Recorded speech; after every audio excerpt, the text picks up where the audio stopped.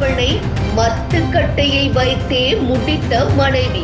அடப்பாவமே, இப்படியும் நடக்குமா? கிருஷ்ணகிரி மாவட்டம் தேன்கனிக்கோட்டை அருகே உள்ள கலகோபசுந்தரம் கிராமத்தைச் சேர்ந்த கூலி தொழிலாளி பாப்பிரெட்டி. இவருக்கு மஞ்சுளா என்ற மனைவியும் புனித் ரெட்டி என்ற மகனும் உள்ளனர்.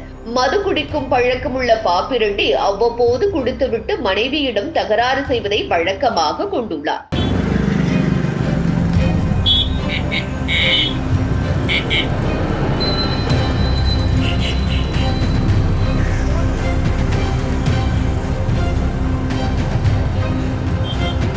இந்த நிலையில் அதிகளவு மது குடித்த பாப்பிரெட்டி குடிபோதையில் வீட்டிற்கு சென்று மனைவி மஞ்சுளாவிடம் தகராறில் ஈடுபட்டதாக தெரிகிறது. அப்போது கணவன் மனைவிக்கும் இடையே ஏற்பட்ட கடுமையான சண்டையில் மஞ்சுளா தனது கணவனை களிகிண்டும் கட்டையால் தலை, கை, கால் மற்றும் உடலில் பலமாக அடித்து தாக்கியுள்ளார்.